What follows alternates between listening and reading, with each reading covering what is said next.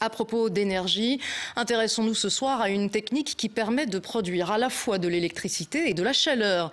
Il s'agit de la cogénération. Après le secteur industriel, ce type de production gagne à présent l'immobilier. Pour les copropriétaires, l'économie est estimée entre 15 et 20%. Eric Van Deus avec Dominique Sokolowski.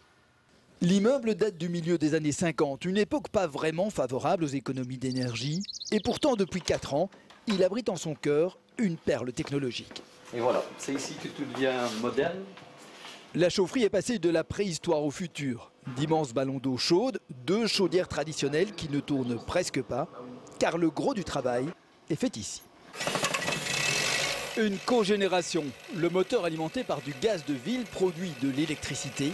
La chaleur est récupérée et c'est rentable. Alors que jusqu'ici, la cogénération pour les immeubles de taille moyenne ne l'était pas. On a réussi à prouver que la cogénération peut produire 70% de la chaleur pour l'immeuble, 90% de l'électricité des communs, et donc elle tourne presque 90% du temps. Il a fallu que la copropriété ose se lancer dans cette technologie. Quelques ingénieurs pensionnés ont convaincu l'ensemble des habitants et ils ne le regrettent pas.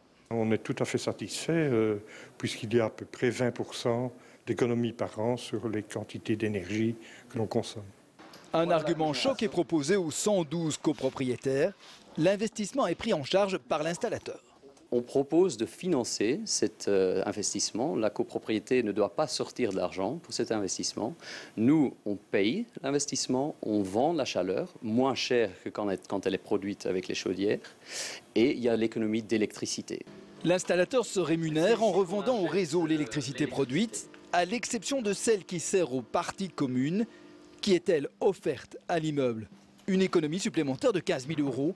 Désormais, selon cette société, l'opération est rentable même pour de petits immeubles de 15 à 20 appartements.